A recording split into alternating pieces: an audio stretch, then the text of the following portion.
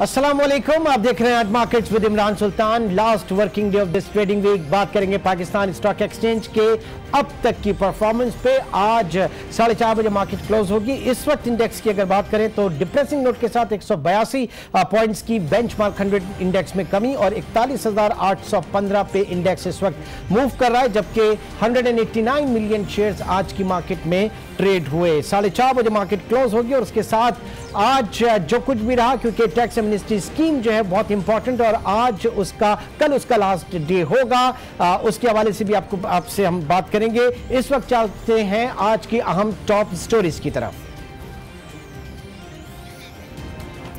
Tax amnesty scheme से मुस्तफीद होने वालों को हिदायत की गई है कि वो टैक्स ईयर 2018 के लिए पोशीदा मुकामी और गैर मुल्की असासों के हवाले से इनकम और वेल्थ टैक्स भी अलहदा से जमा कराएं।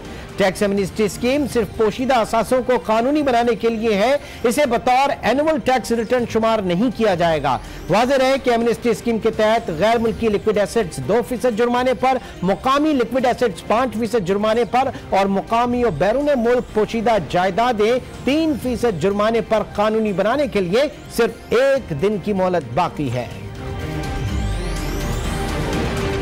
इंटरनेशनल रेटिंग एजेंसी मूडीज का कहना है कि पाकिस्तान में मरकजी बैंक के डिपॉजिट प्रोटेक्शन मैकेनिज्म के तहत किसी भी बैंक के दिवालिया की सूरत में 80% डिपॉजिटर्स की रकम को तहफ़्फ़ुज़ हासिल है, मुकम्मल अदायगी यकीनी है। मूडीज का कहना है कि डिपॉजिट प्रोटेक्शन फंड से अवाम का एतमाद बैंकिंग सिस्टम पर मजीद बढ़ेगा।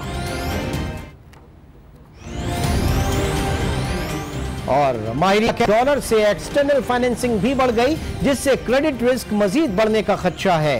गैर मुल्की कर्जों की मालियत जीडीपी के 30% से जायद हो गई। IMF के अंदाजों के मुताबिक आइंदा 5 साल में पाकिस्तान की एक्सटर्नल डेट लायबिलिटीज 144 अरब डॉलर तक पहुंच जाएंगी, जो इस वक्त 93 अरब डॉलर के करीब हैं। बैरूनी अदायगियां 2023 तक 19 अरब 70 करोड़ डॉलर तक पहुंचने का खदशा है, जो इस वक्त 7 अरब 73 करोड़ डॉलर हैं।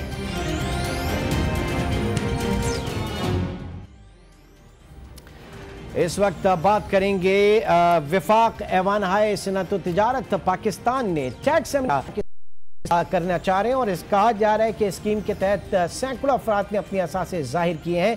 ताजिर कहते हैं कि मजीद वक्त दिया जाए तो ज्यादा पैसा मुल्क में ला सकेंगे। इस हवाले से रिपोर्ट करेंगे Safdar Abbas.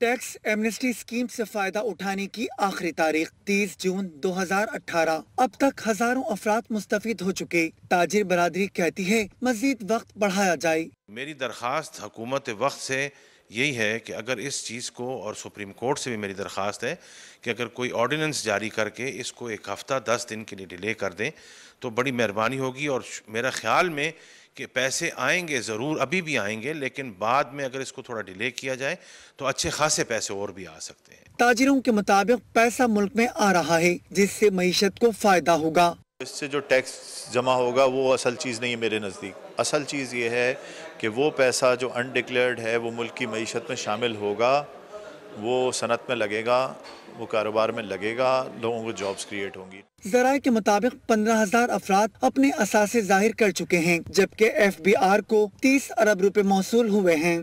Tax amnesty scheme के नतीजे में पैसा तो मुल्क में आना शुरू हो गया। ऐसी की जाए।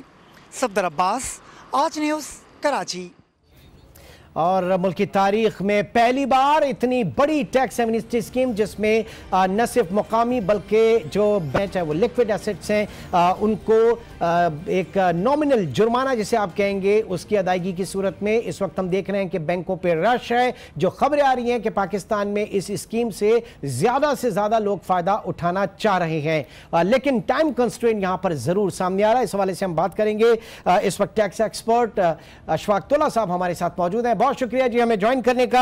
सबसे पहले तो ये जानना चाहेंगे कि टाइम कंस्ट्रेंट इस वक्त सामने है, क्या मुमकिन है, क्योंकि ये एक ऑर्डिनेंस के तहत, स्पेशल ऑर्डिनेंस के तहत ये स्कीम नाफिज हुई, तो इसमें कुछ तौसी की जाए, क्योंकि मुतालबा हर तरफ से ये आ रहा है कि इसमें कुछ तौसी की जाए। कितना मुमकिन है अशफाक तोला साहब? बिस्मिल्लाहिर्रहमानिर्रहीम। थैंक यू इमरान साहब। मेरी आवाज़ थोड़ी डिस्टर्ब होगी क्योंकि मैं मोटर में अगर हो जाए तो नहीं, आपकी आवाज नहीं सुन पा रहे हैं अशफाकतुल्लाह साहब, आपकी आवाज नहीं सुन पा रहे हैं हम।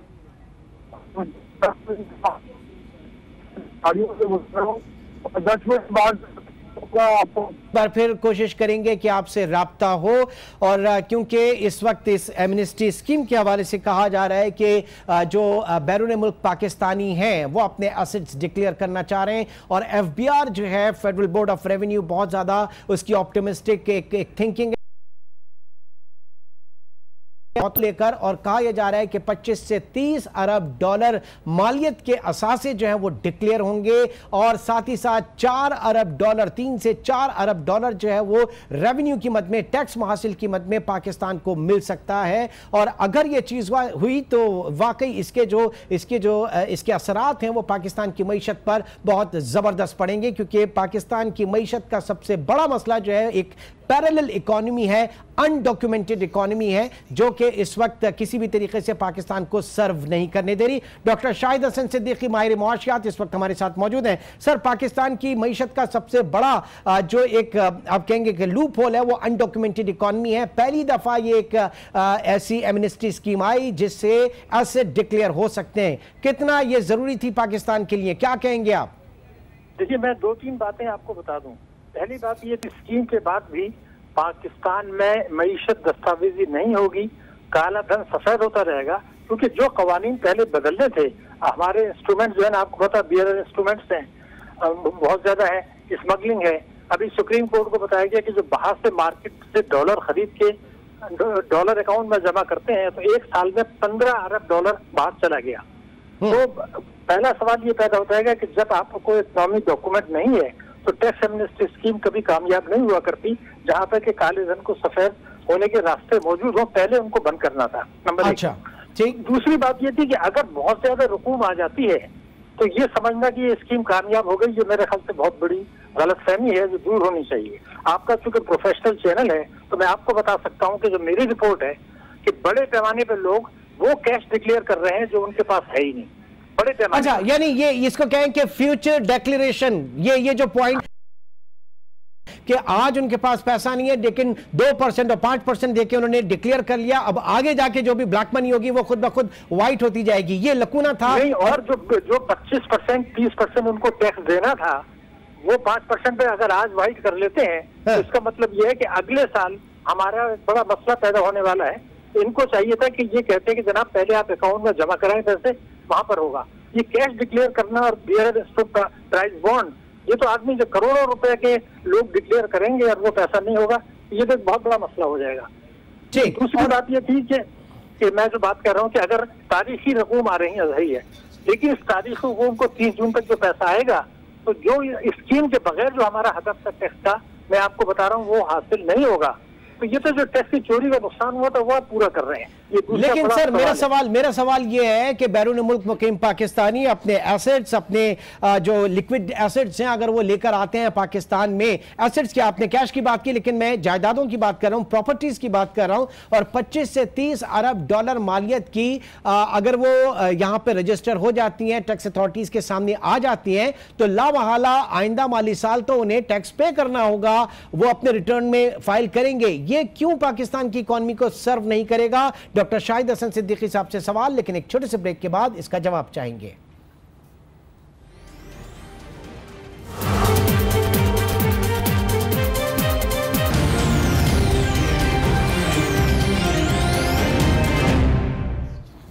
Welcome back. नाज़रीन, बात कर रहे हैं foreign domestic assets declaration scheme 2018 जिसे टैक्स एमनेस्टी स्कीम कहा जा रहा है, और माहिरीन के भी इसमें बहुत ज़्यादा तहफ़्फ़ुज़ात भी हैं। जो इस वक्त डॉक्टर अशफाक हसन खान से हमारी बात हुई पिछले दिनों, उन्होंने एक उनका अपना अलग मौक़िफ़ था। डॉक्टर शाहिद हसन सिद्दीकी जो हैं उनके कुछ रिजर्वेशंस हैं, और उनके रिजर्वेशंस इसमें सबसे पहले तो उन्होंने बात की कि जो कैश जो यहाँ पे कवर किया जा रहा है 2% और 5% के हवाले से, इन फ्यूचर ट्रांजेक्शंस जो है उसको उसको इससे सपोर्ट मिल सकती है। काला धन जो है वो आगे इन फ्यूचर भी जो है वो वाइट होता रहेगा।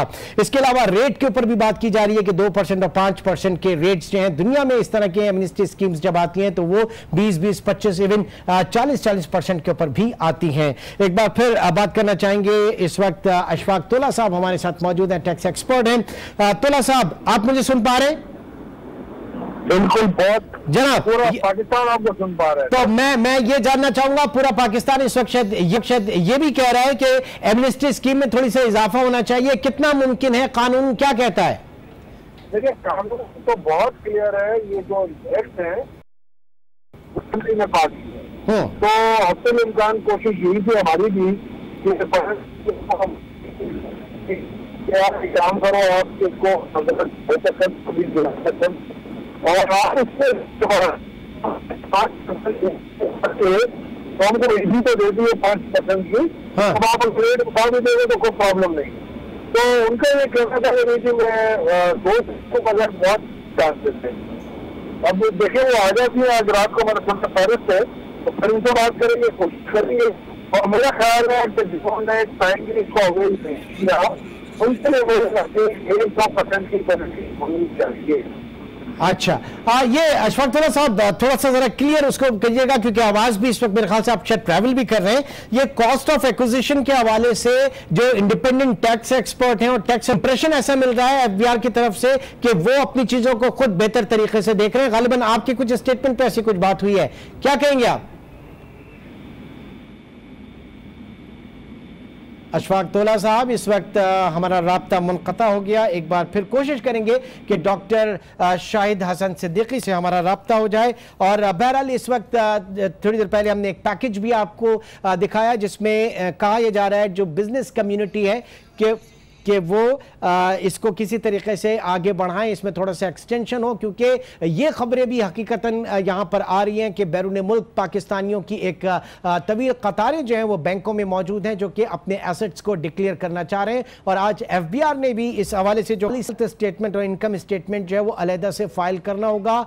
अब तक जो उनके पास एसेट्स थे जो अनडिक्लेयर्ड थे, ये स्कीम सिर्फ उनको डिक्लेयर करने के हवाले से है, लेकिन जो टैक्स है वो उन्होंने स्टेटमेंट वगैरह जो है उन्होंने जरूर देना है। और आइंदा माली साल से जाहिर है कि ये चीजें हमारे पूरे टैक्स सिस्टम में आ जाएंगी। तो जो अच्छी पार्ट है, जो अच्छी चीज कही जा रही है इस एमनेस्टी स्कीम के हवाले से कि ये आपके मुल्क के टैक्स बेस को जो है वो वसी करेगा। डॉक्टर शाहिद हसन सिद्दीकी हमारे साथ एक बार फिर मौजूद हैं। डॉक्टर साहब, इसकी जो शरह है, इसके जो रेट है, इसके ऊपर भी काफी तहफ्फुज़ात हैं कि इतने कम जुर्माने के ऊपर जो है इतना बड़ा अमाउंट जो है ब्लैक मनी इसको वाइट की जा रही है, क्या कहेंगे आप? इस पर जब आप 5% लेते हैं, भारत ने 45% लिया था। लेकिन एफबीआर के चेयरमैन ने अभी एक बात कही कि अगर जो लोग अवेल नहीं करेंगे तो मुल्की कवानीन के तहत 1 जुलाई से हम 70% ले सकते हैं।